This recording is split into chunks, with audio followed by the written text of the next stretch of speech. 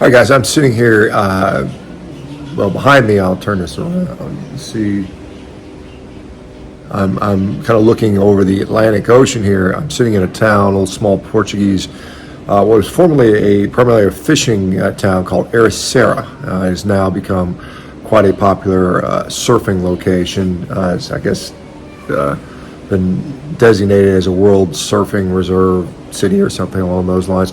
Anyway, it's about 30 miles from Lisbon, and it's sort of a nice little area.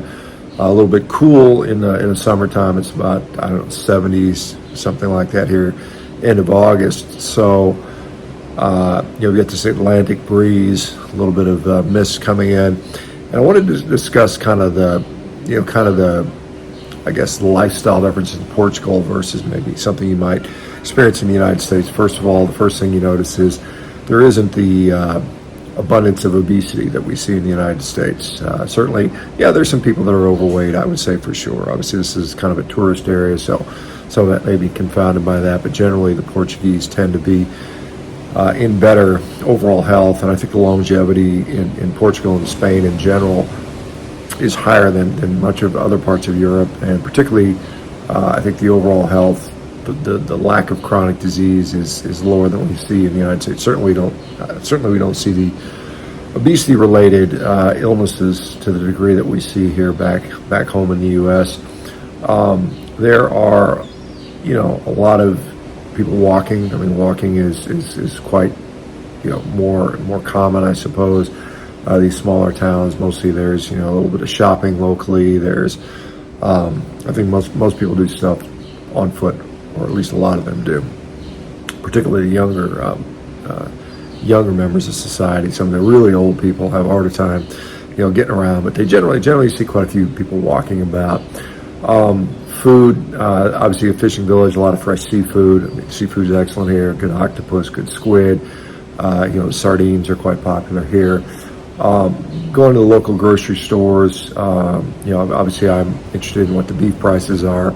I saw the tomahawk ribeye steaks for about 19 euros per kilo, which roughly, given the exchange rate and the difference between pounds and kilo, it's around $10 a pound, something like that, maybe $11 a pound, something like that. So pretty much in line with what they might be in the United States, if not a little bit cheaper. Now, given that the average salary here is probably quite a bit lower than what the average American would make, so it's probably relatively on the expensive side, on a local income. But certainly, as a visiting American, it's relatively cheap food. So for a vacation or something like that, certainly you can do pretty well here. There is a tremendous amount of meat on the menu. I mean, there's no menus that are plant-based in any way that I can see. There's a couple of veganish restaurants here, and even then they still offer things like eggs and dairy products. And I have to say the dairy game here in Portugal and Spain has been pretty significant, pretty phenomenal. I mean, the amounts of dairy products in the grocery stores are quite huge. As well as the meats and fishes and things like that. I went to a little grocery store called Intermarché, and butcher was packed with lots of people utilizing it. There's obviously local butchers as well. Lots of beef, lots of pork, lots of seafood. I was interested to see they had some of the dried fish like they have in Iceland, which is here as well, which I thought was quite interesting. So anyway, overall a little bit healthier population. Most people, at least in these parts of Lisbon and certainly any of the tourist locations, speak English fine. There's no difficulty with that. Portuguese is kind of an interesting language. A lot of it, sort of almost reminds me a little bit of an Eastern European dialect in some degree. And of course, I'm not a language expert, but that's what I had the impression when you hear Portuguese being spoken. It almost sounds Eastern European-ish, I suppose. Obviously, a lot of words in common are similar to Spanish, but the way to pronounce is a little bit different. But yeah, Portugal, thumbs up.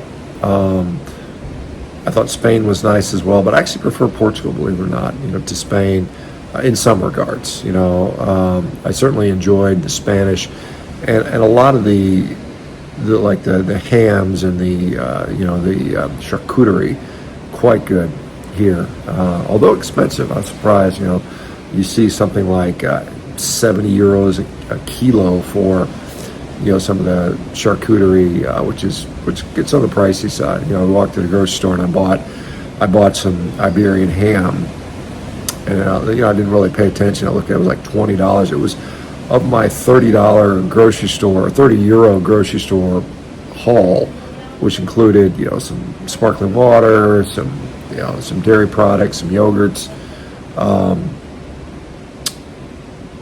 And then I got some ham, and ham was like 20 of it, 20 of the $30, so I was quite surprised by that. So anyway, neat place.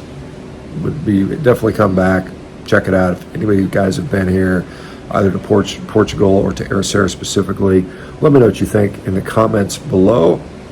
Talk to you guys. I'm going to go out and eat some dinner. It's a tapas place, a place called Tic Tapas, I think, tonight. We went there the other day. We really quite enjoyed it. It's some good picanha, some good different cuts of steak. So we're going to load up on some of that tonight. Last night here, and then we drive up to Lisbon, hop on a plane up to Amsterdam. One final night, kind of day in that part of the Europe, and then back home finally. So home for a couple weeks, and then I'm actually back to Europe in Slovakia for a conference I'm talking at, and then back home for a little while, a couple of local trips in the U.S., and then I'll be back in Germany for another sort of conference. So a lot of European conferences and talks this year, but this was a vacation with the family. So anyway, quite enjoyed it. I tried to share a little bit of the local flavor with you guys on some of the other videos. Hope you guys enjoyed that. Anyway, you guys take care. I'll talk to you soon. Bye-bye.